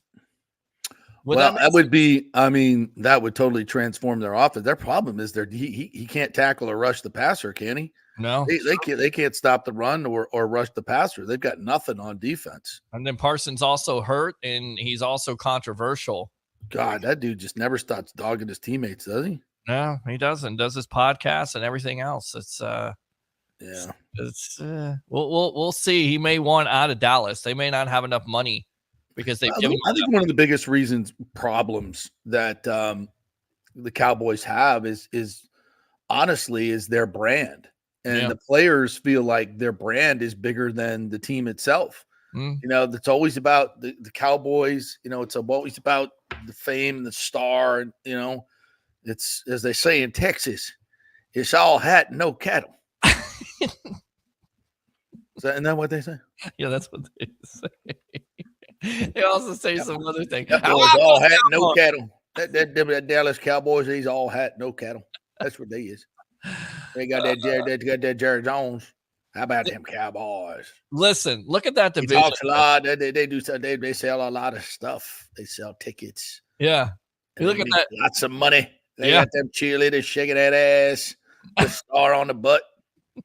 They can't play a lick of defense though. In a bathroom with strippers. Yeah. They ain't done a dead gum thing since 19. Have you seen that meme running around that has like the hot cheerleader in the middle and then the two old ladies on this? What does the meme say?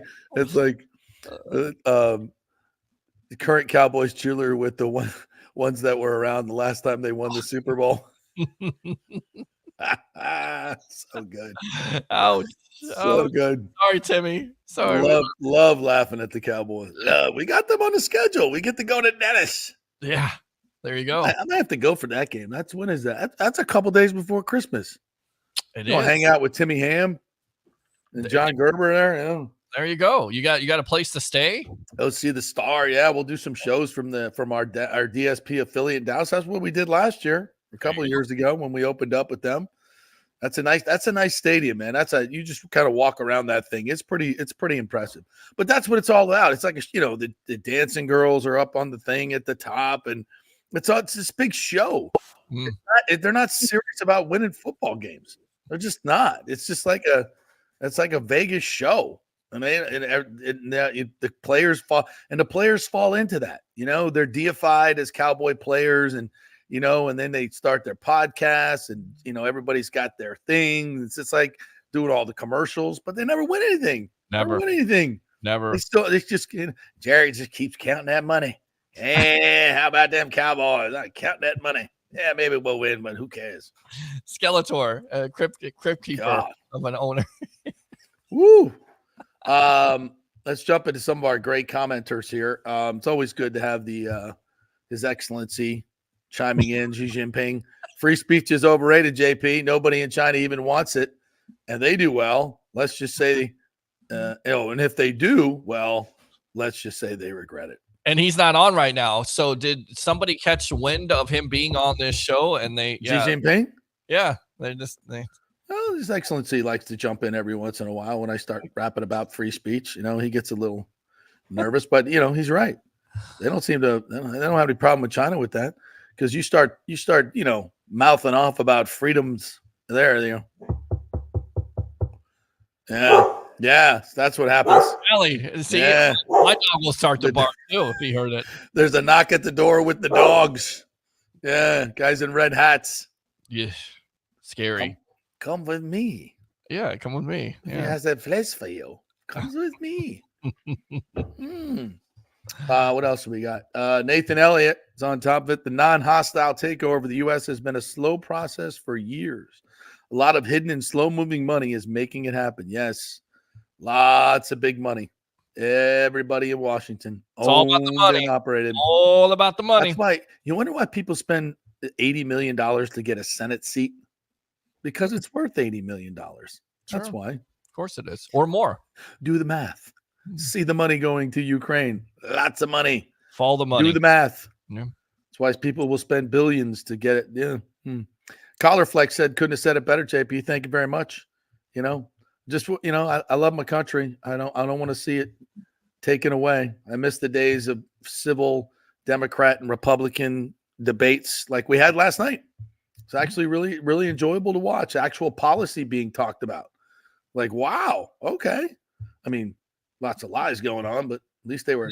Did they actually answer the question when the other candidate was asked, what are you going to do about the economy? And she goes on to say, I was born in the country, and let me say first, I was born into a middle age. Excuse me.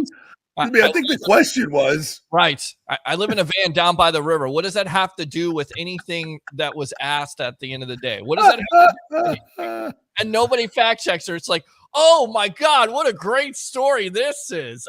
That's not, who cares about the great where story? We have been to what could be. Right. The aspirations, dreams.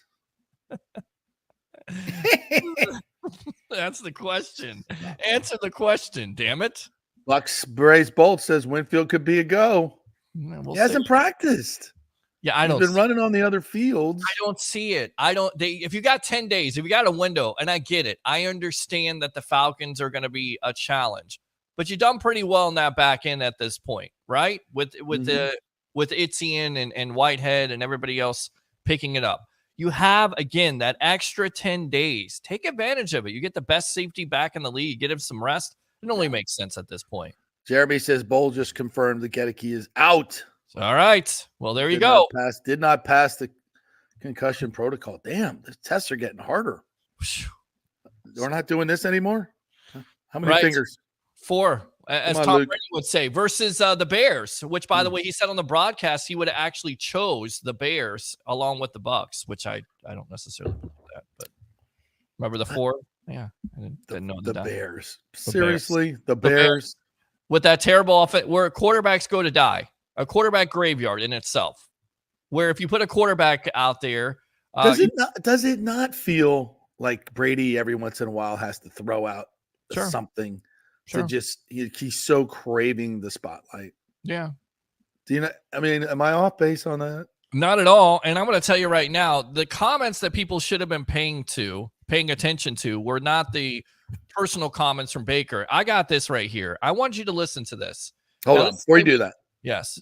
Jeremy said, no Cansey, Winfield, and McMillan also confirmed out. Yeah, as we predicted at the beginning of the show. 10-day window. Take advantage of that extra bye week. That's exactly what it is. Baker Mayfield made some comments about Tom Brady, how he heard stories from the locker room. I want you to listen to this, and I want you to understand maybe the reason why that offense that year struggled in 2022. I don't know if you addressed this or not. But here's Baker talking about it on this podcast a couple of weeks ago here on the JP Peterson Show. Tom Brady, this guy's calling the shots, right? Yeah, he's doing a lot of checks. A lot of checks. Yeah. What's the craziest or funniest Brady story you've heard? You hear some of the stories about if he didn't like a certain play call and he didn't like it throughout the week and they still called it in the game, there might have been a throwaway on purpose or thrown at the running back or receiver's feet. There's a lot of mind games going on. Prove a point that it wasn't the right call. Yeah. So maybe that was the reason why him and BA clashed so much, and the reason why BA went to bat for Byron Leftwich. And Leftwich hasn't gotten a job yet. But maybe it wasn't just all Leftwich at the end of the day calling those plays. Maybe it was Brady. And by the way, you don't think when Leftwich was up for jobs that people called Brady? Of course. Yeah. And clearly that endorsement was not made. And yet that's not being focused Well, nor should it. Right. Honestly. And that's not being, those comments right there are not being focused on because we knew it. We saw this. We saw him. How many times did Brady take the ball and put it into the ground? How many times did he do that? And how many times did that offense struggled? And yes, you could talk about the offensive line. Yes, you could talk about the human turnstile and Donovan Smith, which we seem like we always get a mention on this show. You're obsessed. I can't stand him. I don't know how he won 2 Super Bowls. All right. We got it. The offense struggled though. He's clearly, been gone for 5 years. Shut up. It still pains me because every time you got a big play, it's Donovan Smith holding. It's like Kenyatta Walker 67. Shut up. My God, he's been gone for 30 years. Jesus. I know you hate the man. Kenyatta Walker, number 67, holding. It's the same thing. 76, holding. I can't deal with it. Why have gray hair for? Because of those 2 offensive linemen over the years. But Brady throwing the ball into the ground. I mean, how many times do we see that? And yet nobody focuses on those comments at all. So Listen, I gotta think Brady gets an eternal pass because he has 7 rings. I get it. He can always just come back at you with scoreboard. Sure. And he's never wrong because he can just come back and say, hey, it's not freaking daycare. I thought stress was not having any Super Bowl. And he's right. He's 100% right. Right. He had a different leadership style than Baker. That's all there needs to be said. There's nobody who was right. I mean, clearly he's right because he's got 7 rings and Baker's got none. I get it. But there's more than one way to skin a cat. Brady hasn't won every Super Bowl. Not every Super Bowl was won with a maniacal quarterback beating people down, and ruling through fear and motivating through fear. Fine, it works. And I'm for it personally.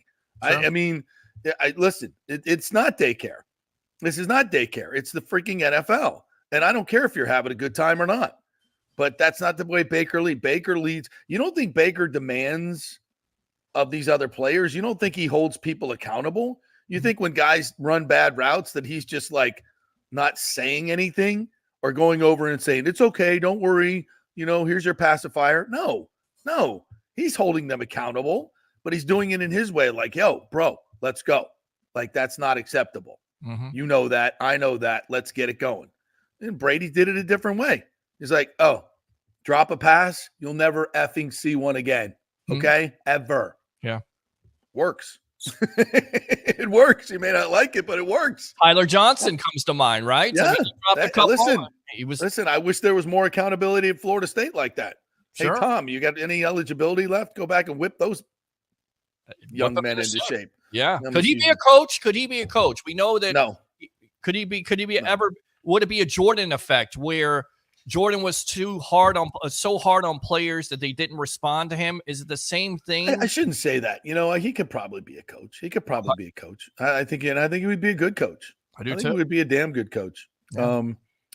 Although I would, I'm just thinking off the top of my head, it might be an issue with the modern day player. So, All right, we're gonna take a break and we're gonna come back and talk some hockey, baby, with Eric Erlinson, who's at the morning skate.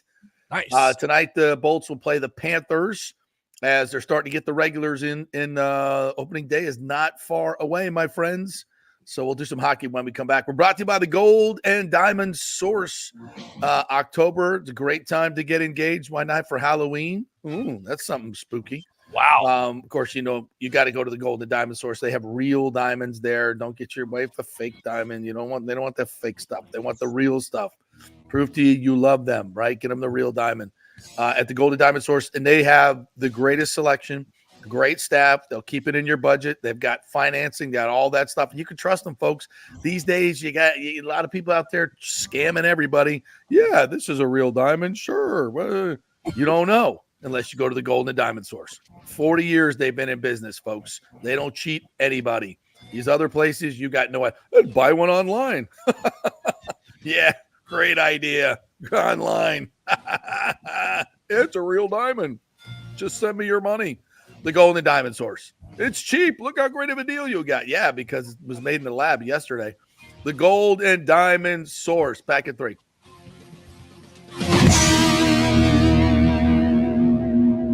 Discover a world of elegance and sophistication at the Gold and Diamond Source. Whether you're searching for your first piece or celebrating a special milestone, their expert team is here to guide you every step of the way. Navigating the world of fine jewelry can be overwhelming, but it doesn't have to be. Their knowledgeable staff is dedicated to helping you choose the perfect piece, ensuring you feel confident and informed. At the Gold and Diamond Source, they pride themselves on offering only the highest quality jewelry. From stunning engagement rings to timeless watches, each piece is crafted with precision and care. So take advantage of their 5 years interest-free financing. This means you can get a $5,000 piece and only pay $83 a month. And if you're new to buying diamonds, their first-time buyer program will educate you on the 4 C's, cut, color, clarity, and carat, and help you understand the different shapes and sizes available. Go enjoy the great staff at the Gold and Diamond Source. You'll be family forever. It's the Gold and Diamond Source, 3800 Ulmerton Road, always online at thegoldendiamondsource.com. Hey Tampa Bay sports fans, this is two-time LPGA major champion Jane Geddes here.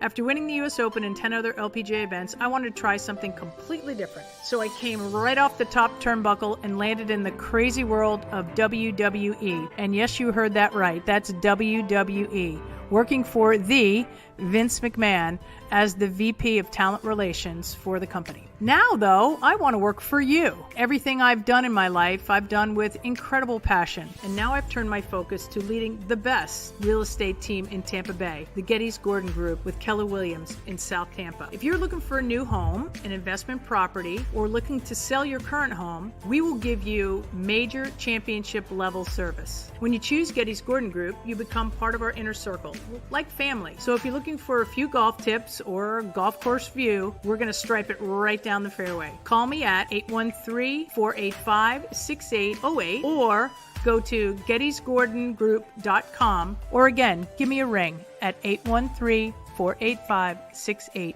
JP here for Third Generation AC and Plumbing. And Third Generation really says it all, folks. The owner, my friend John Rodriguez, has been in the AC and plumbing business since 1995. They built their business on honest assessments and doing great work on time for a great price. Simple, right? Did you know many AC techs are incentivized on big commissions to sell new AC units, and you might just need a drain cleared? So if you want someone you can trust, that's John Rodriguez and Third Generation Services. Check out the 5-star Google reviews. If you have a plumbing or AC emergency, call 813-961-8024 and a human will answer the phone. That's 813-961-8024 or go to thirdgenerationplumbing.com. Hey, it's football season, so we welcome back the FSU Football Report every Monday and Friday on the JP Peterson Show, sponsored by those huge FSU fans at Italiano Insurance. They'll save you money as well. Just do a quick insurance checkup, 813-877-7799. They just saved me $500 on homeowners insurance. Who's doing that? Yeah, they just shopped it around, found a better, cheaper company, and we got a cheaper price. And business insurance. Make sure you're covered or you could lose your personal wealth. That's 813-877-7799. ItalianoInsurance.com. Go Noles. Ciao, Paolo Tini here, owner of Caffè Paradiso, one of South Tampa premier traditional Italian restaurant. We were recently voted number 3 on Open Table list of Tampa Bay's top 10 restaurants. We're very proud of that because we take great care of preparing each dish by hand with homemade sauces, pastas, only the freshest local ingredients. You won't see the big institutional vendor trucks pulling up to our back door. We get our seafood from local vendors. Sometimes I even drive out to Topper Springs and pick out our daily catch right off those boats. So stop by and say hello. Try our traditional lasagna, the fresh veal, some of our signature dishes like capelli al granchio, that is angel hair with lump crab meat, our branzino, that is a sea bass. We're located at 4205 South McDill, and you can make a reservation on Open Table and read all the great reviews. See you soon. Ciao. Grazie. Let's go. Right now, back to the show on FanStream Sports. All right, welcome back to the JP Peterson Show, brought to you by the great folks at Third Generation Plumbing and AC. Spoke with John Rodriguez the other day. He said, folks, if your AC has been knocked off, flooded, whatever, it can still work. It can still work, but you got to let it completely dry out. Then wash it with soap and water into the parts that you can reach. Make sure it's turned off. Make sure there's no power to it, first and foremost. Make sure. And then wash it. That gets the salt water off. If it's been under the salt waters, as much as you can, the exposed parts, wash it all off. And then hopefully it will start back up. But if it does not, thirdgenerationplumbing.com is where you go. They do AC, they do plumbing. In fact, they do any home repair. Whatever home repairs you need, go to Third Generation Plumbing. They've been in business from 1995. They can do the drywall, do anything, remediation, whatever you need. If they can't do exactly what you need or can't get out to you, they will get somebody. They refer you to somebody that's reputable. So Third Generation Plumbing's been around for a long, long time, since 1995. John Rodriguez has been in the business since the 50s. His family has. So they know what they're doing, and they're honest, and let's keep it local, right? Keep it local. Thirdgenerationplumbing.com is the website. I have their phone number here too. I'll give it to you. Go ahead and read some of those comments while definitely want to read some of these comments. River Wells reported all this information. Our good friend there who sits by us, I believe, in the press box with all those injuries. And again, it makes sense. So, Bucs fans, where's your confidence level at this point with all those injuries? And do you think it's the right thing to do to give them that rest for the 10 days? I think it is. I don't think there's really a decision here. If guys are ready to play, they're going to play. This is a huge game. By the way, the number is 813-961-8024, 813-961-8024. If you're having trouble finding somebody to get out to you for AC or plumbing, give them a call. They got a huge group of trucks and technicians, 813-961-8024. You get a free 1-year maintenance package and 10-year labor warranty, 0%, 60 months on new systems. So I know a lot of people are in need of that. So you get the 0%, pay by the month if you don't have a big chunk of money to pay for it right now. So get your AC back on. Yes, great stuff. All right, let's go out to this one. Leftwich becomes a name because of Bruce Arians. Leftwich was solid when Arians was here in his ear. Once Arians stepped back, Leftwich was lost. Yes, or Leftwich doesn't have a job. Right, or also Brady killing the plays there because he doesn't like the plays. Yeah, true. Michael, JP, will you be on the Jumbotron tonight? I will not. I will not be doing my Jumbotron tonight. We're going to do that starting the 7th. We'll be doing a rehearsal that night. So we'll be doing everything as normal. Normally preseason, there's a few things we don't do, and that's one of them. So, but tonight I'm doing post-game radio. So I wanted to get over there and just make sure everything's working okay, find my bearings, get everything right. And talk to the players after the game, talk to some of the coaches, start getting some info for you guys. It's called content. Yes.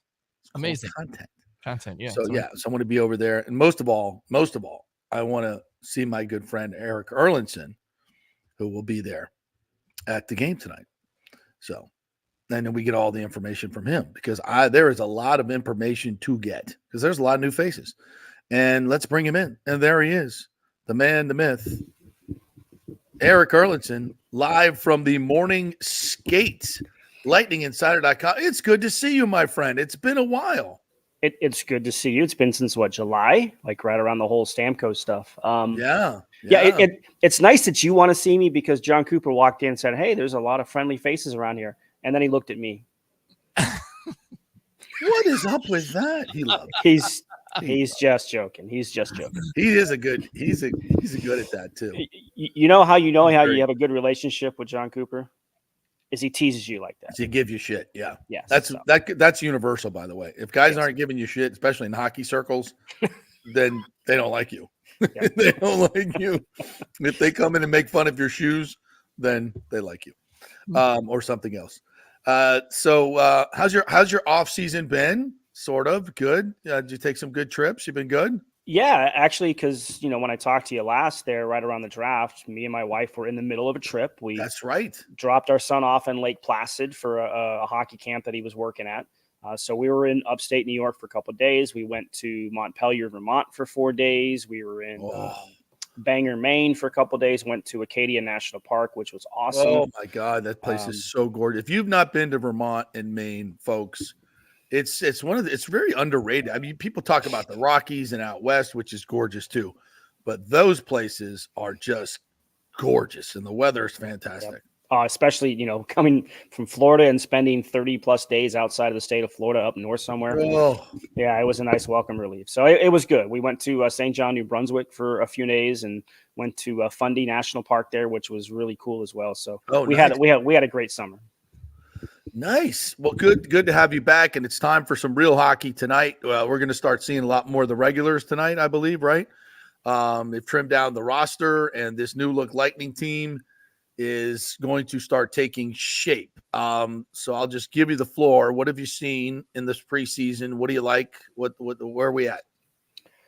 Well, there's some really good internal competition going on. That's what you like to see. Obviously, no Stammer around. That's a huge difference. It's just weird not seeing him here for a camp for the first time since 2007. It still kind of boggles my mind a little bit. But you move on from that, right? Because it's the business side. We'll cheer and we'll welcome Steven Stamkos back with an open arms on October the 28th. But the team has to get ready, right? And you look at a Connor Geekie, right, in the Mikhail Sergachev trade. He was a big piece of that trade, and he's getting a really good look. I mean, he's playing again tonight. I think he's played in every preseason game to date, which tells you they want to keep giving him a little bit more and see how he handles it. Like, you make those progressions and, you go from the prospect camp to the early part of training camp to the early part of the preseason games. Well, now you're into, not only are the Lightning putting in some more of their regulars, so is the opposition, right? We saw Matthew Tkachuk and Sasha Barkov and Carter Verhaeghe the other night for Florida. So now you're getting an opportunity to go against other NHL players. And so you're progressing with there. So it's pretty clear they like what they see from Connor Geekie. It's going to be a question of, does he start here or does he start in Syracuse, where he would play 20 minutes a night there and play in all situations and everything else, as opposed to 10 to 12 minutes maybe here. So they'll decide what they want to do with him there. Jesse Ulonen, who comes from the Montreal organization, he's really kind of looked pretty good in his games. You're going to throw in Max Groshev, another guy that we didn't really know would be this far progressed this year. So he's really kind of made a name for himself a little bit. Dylan Duke, who was called back up. He was actually part of those round of cuts on Sunday that went to Syracuse. He actually did go to Syracuse, practice with them yesterday, and got the call back up today. So there's some pretty good competition going on for those last couple of roster spots that are kind of taking shape here. And you've only got a couple more games to be able to figure it out, because rosters are due to the league on Monday. Even though the Lightning don't start till next Friday, the regular season opener, those rosters have to be set by Monday. So it's these last couple of games are going to be really interesting to see how some of these guys in this internal competition situation handle it and deal with it and make the decisions hard on the coaching staff. Eric Erlinson joining us here. Listen, you're normally spot on. So give me a prediction for those. We know what the top lines are going to look like, or at least we know what the guys are. What does that bottom six look like right now? We got injuries because AC Mont not going to start, right? And Luke Glendening probably will probably start on the injured list as well. So there's two openings here for young players, I would think. Yeah.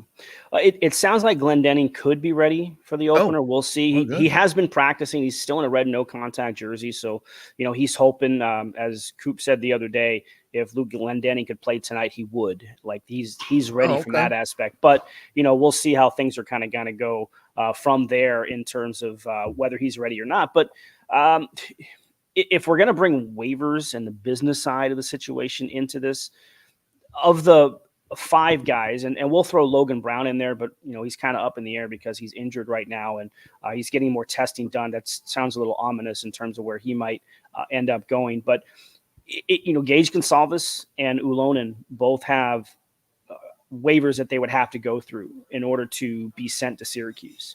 So if you want to bring that part into it, there's a good chance that both those guys stay. because you can send a Geeky and you can send Groshev to Syracuse. Dylan Duke you can send to Syracuse. So if I were to push money towards away, and I don't do that, but if I were, I would say that I do. There's a good chance that it'll be Gonçalves and Ullinen who start, and maybe they keep Geeky around until Acimon is ready. We'll see kind of how it goes, but it's definitely going to be a much different looking bottom six for this team as compared to what would be, especially the fourth line. The fourth line is going to look a lot different with Zemgus Girgensons and joining Glendening and everything that they're going to ask him to do. Eric, the biggest key, I got two questions. The biggest key for this Lightning team to see the postseason again, and what's your biggest question mark going into this season besides the obvious losing Stamkos? So the biggest key is their 5-on-5 play. You look at them last year, for a team to finish number 1 overall in the power play and top 10 in penalty kill, I think they were 7th or 8th in the penalty kill. That should translate to a pretty good team. And they were, but it took them a while to kind of get that figured out into February before they kind of took off and put themselves in the playoff position. But it was their 5-on-5 play. They were actually negative goal differential 5-on-5 play. That can't happen again. You have to be much better in that situation. So that has to improve. It's been a big emphasis here in the early part of training camp, talking about how much better they have to be. And I don't want to read too much into the game the other night against the Panthers. They won it 3-1. They only gave up a power play goal. So they didn't give up a 5-on-5 goal with half of Florida's roster, opening night roster in the lineup the other night. But you look at good habits and, tracking scoring chances. They only had 4 scoring chances given up in the third period of 5-on-5 play. So you look for those little things. So it's definitely something that they're talking about. I think Ryan McDonough being back is going to be a big help in that aspect, not just because of who Ryan McDonough is, but because of the burden it's going to take off of Victor Hedman now. Because Mikhail Sergachev missed so much time last year, it really put Hetty into some situations that, not that he can't handle it, but it just taxed him, I think, a little bit. And, you want to kind of pull back those minutes a little bit. And you can do that now with McDonough paired back with Chernak. So that's the big key emphasis that they have to do. To me, I think one of the big question marks that I have is depth scoring. We know Kucherov is getting his. We know Point is getting his, and Gensel's getting his. You'll get some goals out of Brandon Hagel. So you've got a lot of guys up top who are going to score some goals. Can you get Nick Paul to be 25 goal scorer? Can you get Cam Atkinson to be a 20 goal scorer again? Can Mikey Asamont find the back of the net on a more consistent basis? He's got a good shot. We saw it a few times last year. Can he add to it?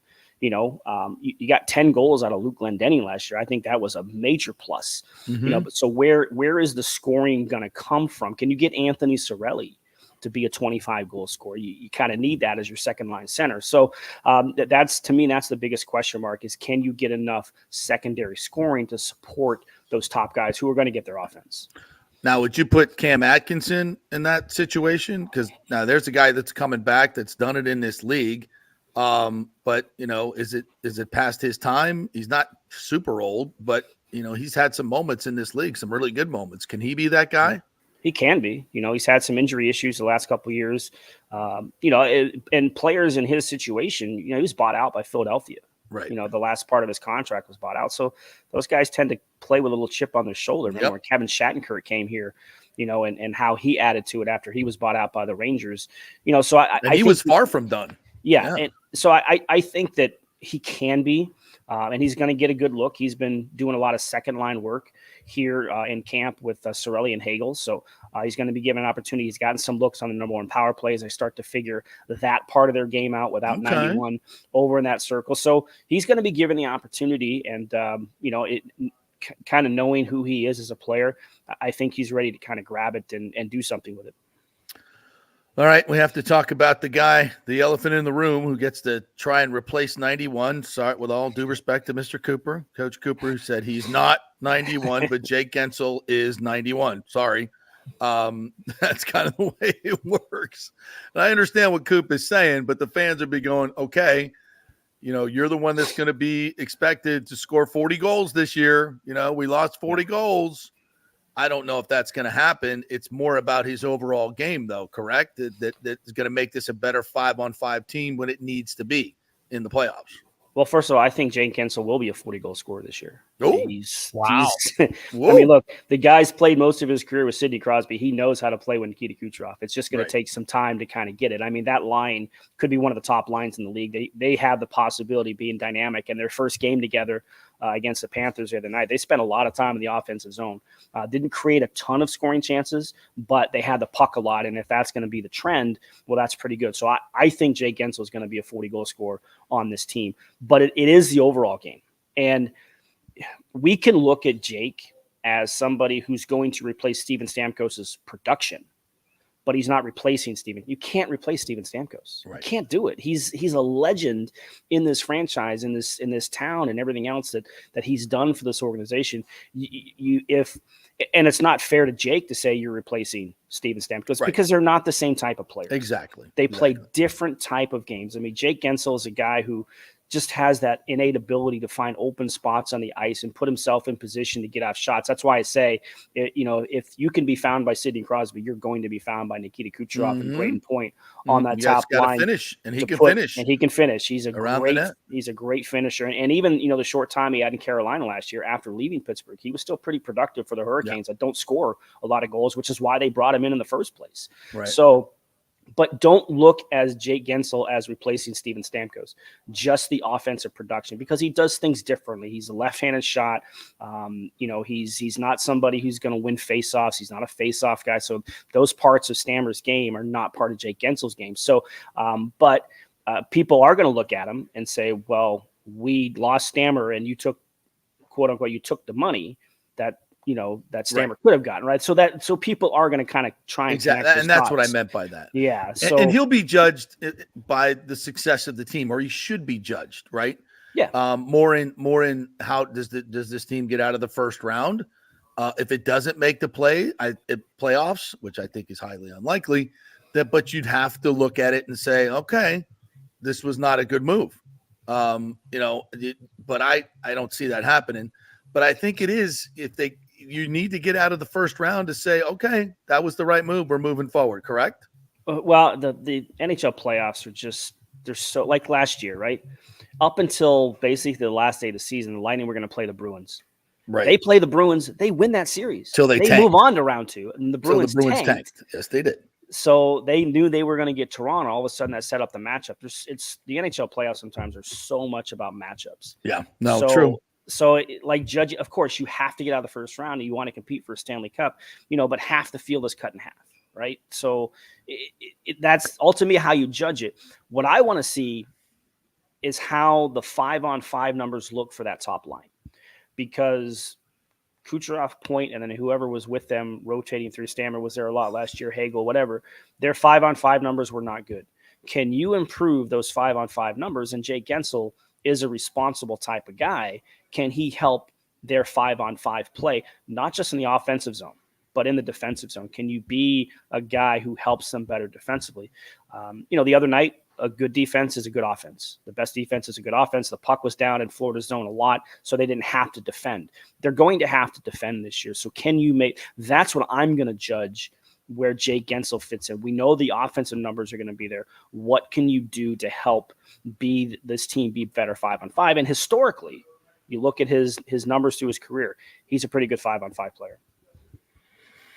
Yeah, and that's what it's going to come down to. I think they were 28th in 5-on-5 defensively last year, somewhere down the yeah. That's what I'm saying. They finished. I think you ain't winning squat. They were 23rd in the league in defense, right? Which is, you don't want to be in that lower third.